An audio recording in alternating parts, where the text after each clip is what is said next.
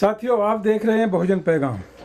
मैं RS. Gautam advocate आज देश के समक्ष जो इस समय एक बर्निंग टॉपिक चल रहा है पिछले करीब 2-3 महीनों से, उस पर अपने विचार व्यक्त करना चाहूँगा।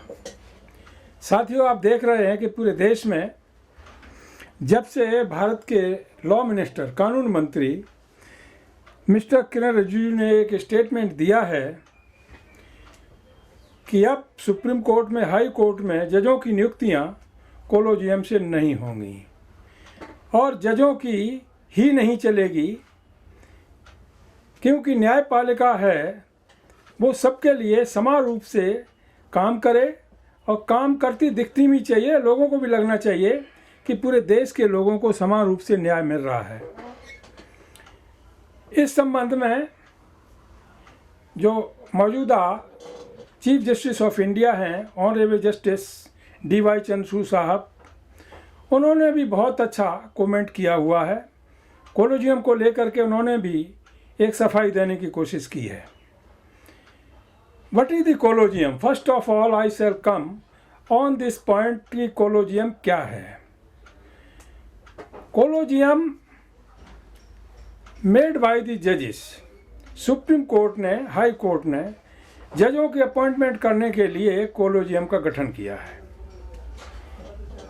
क्या ये एक संवैधानिक संस्था है? क्या कोई ग्रुप है? या भारत के संविधान में इस तरह की एक यूनिट बनाने की कोई व्यवस्था है? इन पहलुओं पर जब हम गौर करते हैं तो पाते हैं कि भारत का संविधान के अंतर्गत इस तरह का किसी भी आर्टिकल में कोई प्रावधान नहीं है कि जिससे हाई कोर्ट और सुप्रीम कोर्ट के जजेस एक कोलोजियम का गठन करें और उसमें उसके माध्यम से जजों की नियुक्तियां हाई कोर्ट और सुप्रीम कोर्ट में हों।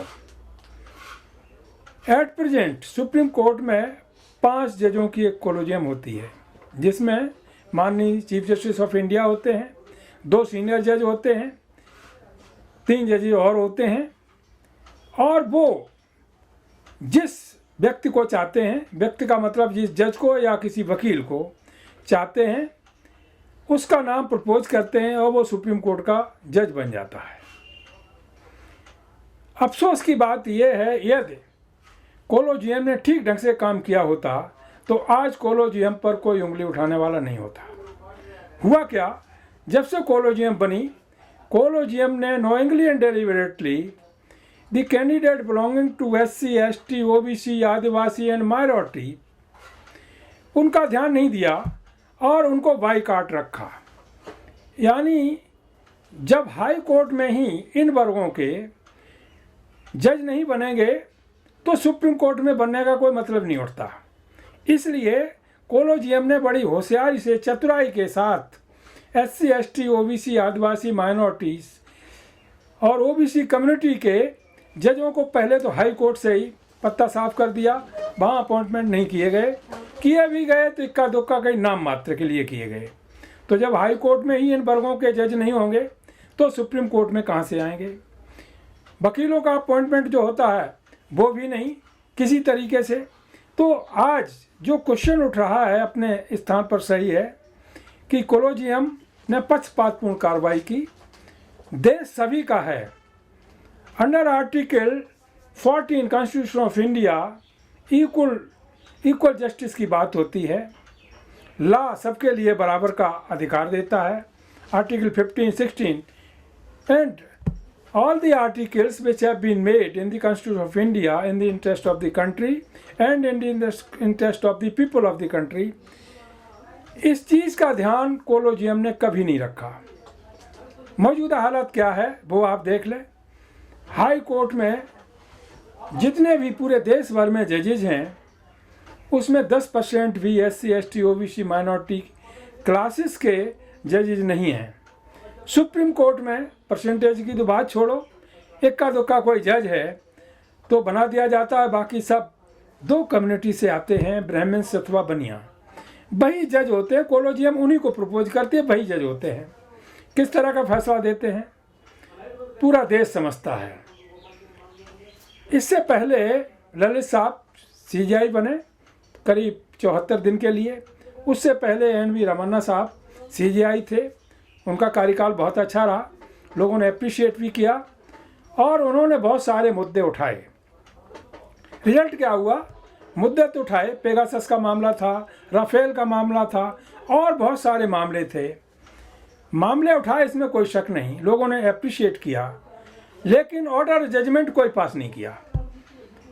इसका मतलब क्या हुआ कि सुप्रीम कोर्ट मामले तो रेज करता है, उठाता है, लेकिन जहां सरकार का बात आती है वहां सरकार के खिलाफ ऑर्डर या जजमेंट कोई पास नहीं करता और रिटायर होकर के चला जाता है। तो इससे क्या मतलब हुआ? ये तो देश के लोगों को ऐसा समझता है कोलिजियम के माध्यम से जो जज बनते हैं कि भारत के लोग कुछ जानते ही नहीं हैं, वो अनपढ़ हैं या कानून का कोई नॉलेज नहीं रखते हैं। इस रेफरेंस में बहुत सारे जजेस जो पूर्व जजेस हैं, रिटायर हो गए हैं, माननीय ऑनरेबल जस्टिस मिस्टर पूर्व जस्टिस मार्कंडे काटू साहब, उन्होंने तो यहाँ तक कह दिया था कि अब सुप्रीम कोर्ट में ताले लगा देना चाहिए। ये क्यों कहना पड़ा? क्योंकि इक्वल जस्टिस फॉर ऑल नहीं मिल रही है किसी तरीके से। जो विपक्षी पार्टियां, विपक्ष के लोग हैं, उन पर क्वेश्चन उठाए जाते हैं, उनके खिलाफ ऑर्डर पास होते हैं। फॉर एग्जाम्पल, आरक्षण का मामला चला, SC ST का आरक्षण खत्म किया गया, सरकारी नौकरियों में खत्म किया गया, प्रमोशन में आरक्षण खत्म किया गया। किसने किया? जो जज कोलोजियम के माध्यम से अपॉइंटमेंट हुआ था जिनका, उन्होंने किया, और उनमें SC ST और OBC का कोई जज नहीं था। उसके बाद OBC का रिजर्वेशन की बात आई, वहाँ पर क्रिमिनल की बात आ गई कि जिसकी आमदनी 6 लाख सालाना होगी वो क्रिमिनल में होगा, उसके बच्चों को रिजर्वेशन का लाभ नहीं मिलेगा। ये बात भी मान ली। OBC के लोगों ने कोई आंदोलन नहीं किया, चुपचाप सुन के रह गए, उसके माध्यम से उनका नुकसान हुआ। उसके बाद सामान्य वर्ग के लोगों, EWS इकोनॉमिक वीकर सेक्शंस का मामला आया। 10% रिजर्वेशन पार्लियामेंट से मोदी सरकार ने पास करवा दिया और उसे वैसा का वैसा ही सुप्रीम कोर्ट ने भी पास कर दिया। जब U ललित साहब चीफ जस्टिस ऑफ इंडिया थे, आखिरी टाइम में वो कानून बन गया और उसको पास कर दिया गया। 10% जो EWS का रिजर्वेशन हो गया।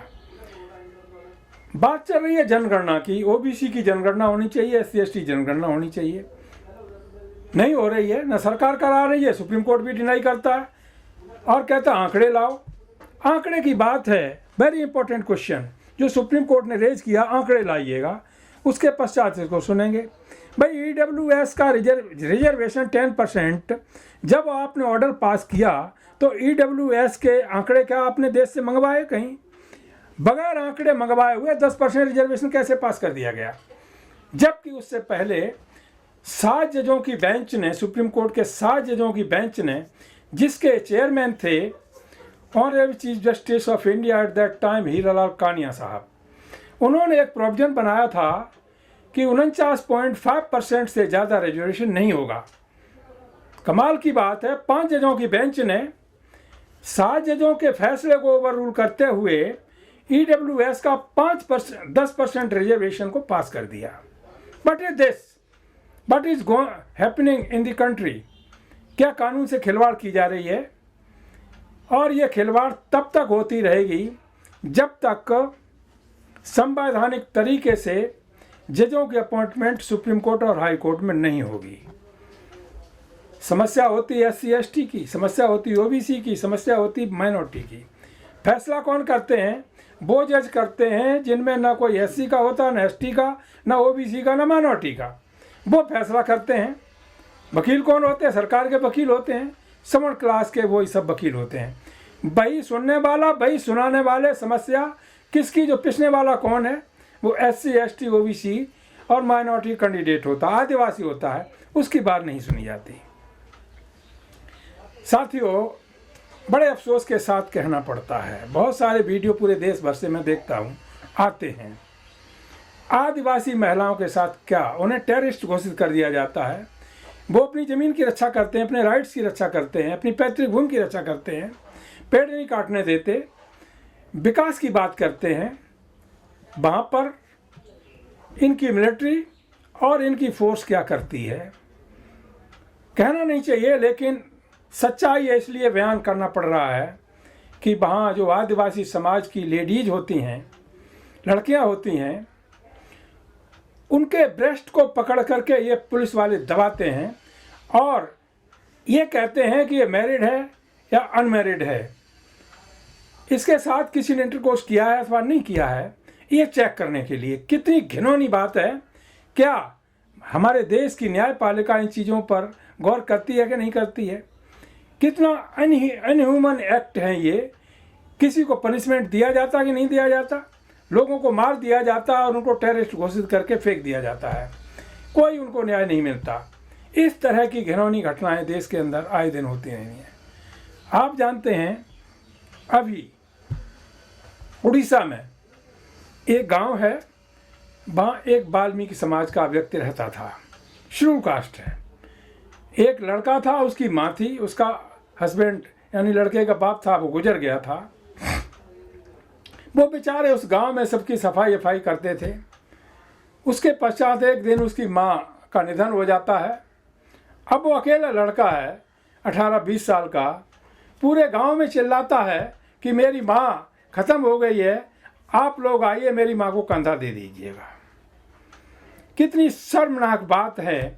पूरे गांव से, जिसमें कुछ ओबीसी के लोग भी थे और सारे जनरल समाज के लोग थे, एक भी व्यक्ति नहीं आता है उसकी माँ को कंधा देने के लिए, क्योंकि वो वाल्मीकि समाज की थी, शेड्यूल कास्ट थी, शूद्र थी, अछूत हो जाएंगे वो लड़का बेचारा किसी तरह से अपनी माँ को कंधे बिठाल करके ले जाता है, अकेले उसका दाह संस्कार करता है।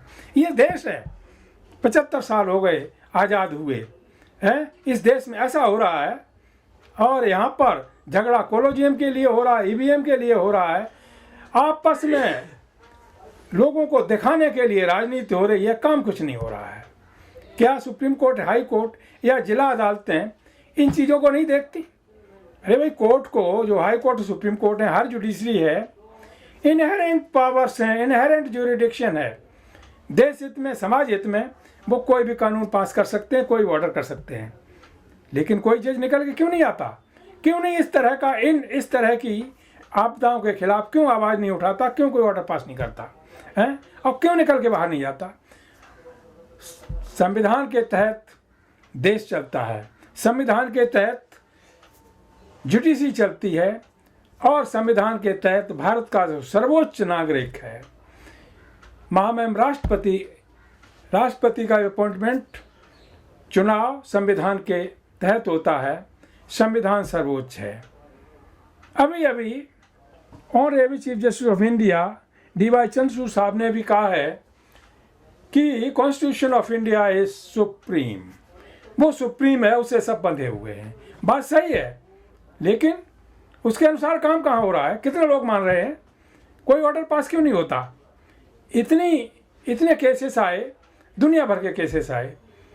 बिल्किस बानो का केस आया, सुप्रीम कोर्ट में आया, एप्लीकेशन आई, रिजेक्ट कर दी गई।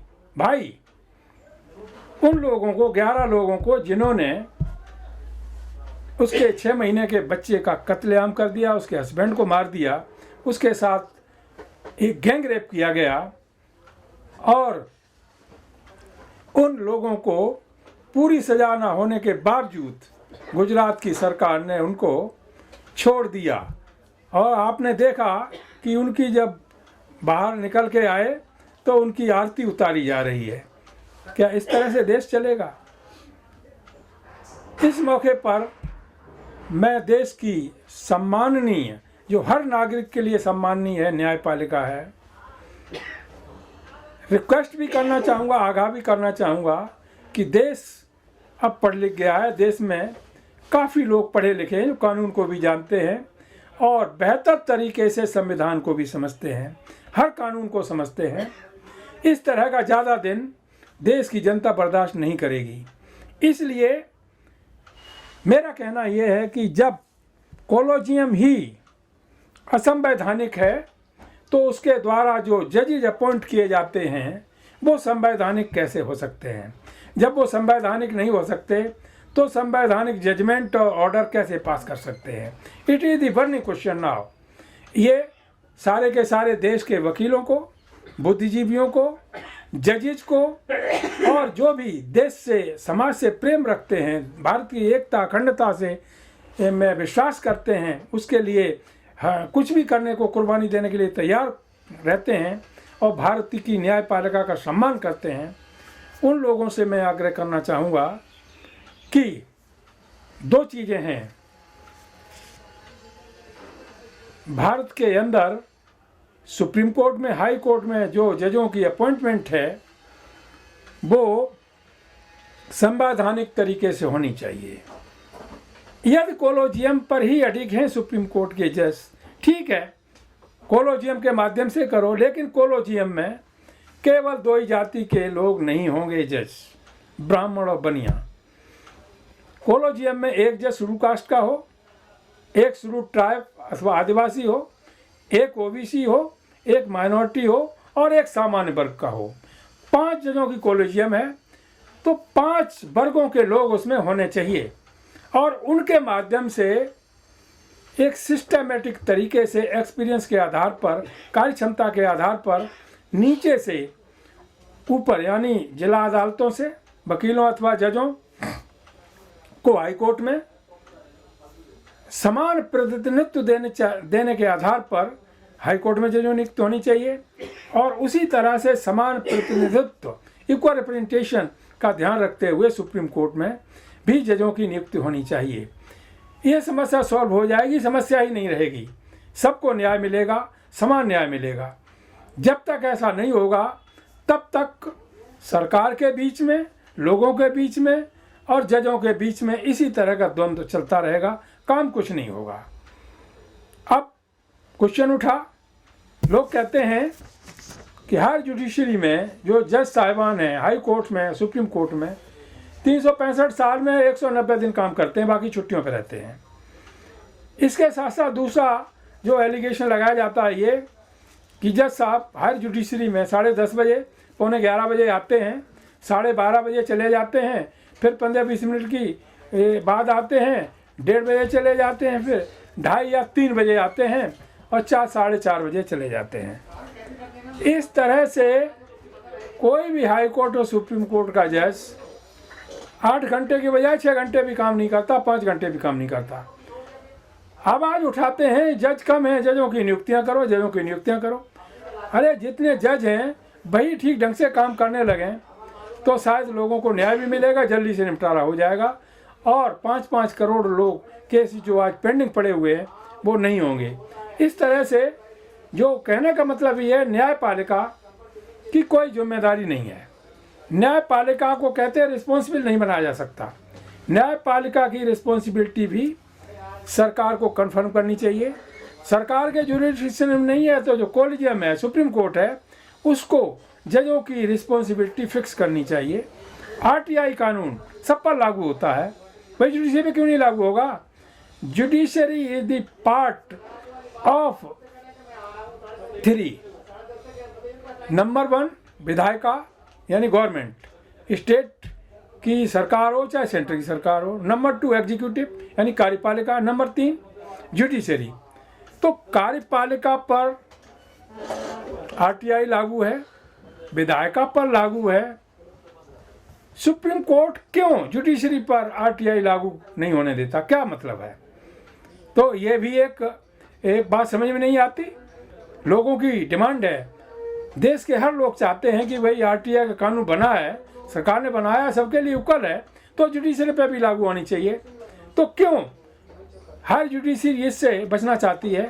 तो ये बहुत सारे ऐसे इशूज हैं जिन पर मैं डिटेल में नहीं जाना चाहता, क्योंकि लोग समझदार भी हैं, समझते भी हैं। इसके लिए जो हमारे वकील साहिबान हैं, हमारे कुलीग्स हैं पूरे देश के अंदर, उनको भी आगे बढ़ना होगा, आवाज़ उठानी होगी और इन समस्याओं के समाधान के लिए आगे आना होगा, तभी जाकर के इन समस्याओं का सलूशन निकलेगा। संक्षेप में मैं यही कहना चाहूँगा कि हाई कोर्ट में और सुप्रीम कोर्ट में जो SC, ST, OBC, आदिवासी, माइनॉरिटी वर्ग है, जिसकी आबादी इस देश में 85-90% है, उनको भी समान प्रतिनिधित्व यानी इक्वल रिप्रेजेंटेशन के आधार पर जजों की नियुक्तियां होनी चाहिए, तभी देश के हर नागरिक को समान रूप से न्याय मिल सकेगा। इस तरह से नहीं कि दो वर्गों के न्यायाधीश होंगे और भाई सब न्याय सबको देते रहेंगे और उन्हीं के वकील होंगे, उन्हीं की बिरादरी के वकील होंगे, वो आकर के वकालत करेंगे। मामला थर्ड पर्सन का होगा, सुनने सुनाने वाले एक ही वर्ग के होंगे। ऐसे तो न्याय होने वाला नहीं है। This process followed by higher judiciary in the country is contrary to the constitution of India. Thank you very much. मैं समझता हूँ कि आप सब लोगों ने मेरी बात को सुना, इस पर ध्यान देंगे और ध्यान ही नहीं देंगे बल्कि इसके लिए आगे आएंगे देश के लोगों को समान रूप से न्याय दिलाने के लिए, और जो न्याय पालिका में कमियां हैं उसको दूर करने के लिए।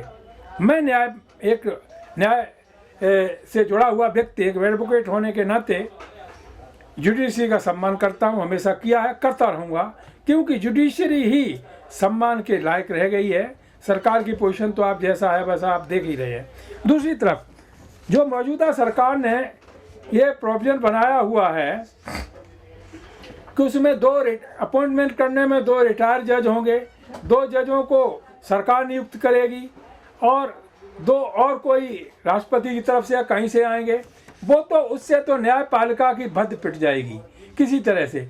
उसका मतलब क्या होगा, सरकार के हाथ में ये पावर आ गई तो फिर भारत की न्यायपालिका रहे न्यायपालिका हो जाएगी, यानी जुडिशरी भी, सुप्रीम कोर्ट, हाई कोर्ट भी भारत सरकार की मुट्ठी में होगा। जिस तरह से चुनाव आयोग काम कर रहा है भारत सरकार की मुट्ठी में कैद होकर के, उसी तरह से सरकार चाहती है कि हर जुडिशरी भी उसकी मुट्ठी में कैद रहे, कठपुतली रहे, जैसा इंडिकेशन हो वैसे ही फैसला दे। इसलिए उससे भी देश के लोगों को सावधान होना चाहिए और किसी तरह से इस तरह की व्यवस्था जो मौजूदा मोदी सरकार बना रही है हाई कोर्ट, सुप्रीम कोर्ट में जजों की नियुक्ति करने के लिए, बहुत ही खराब है, देश के लिए घातक है। इसका भी विरोध करना चाहिए। संवैधानिक तरीके से सभी वर्गों का समान प्रतिनिधित्व हो न्यायपालिका में, यही हम चाहते हैं। इन्हीं शब्दों के साथ मैं अपनी बात समाप्त करता हूँ। जय भीम, जय भारत, जय संविधान, नमो बुद्धाय।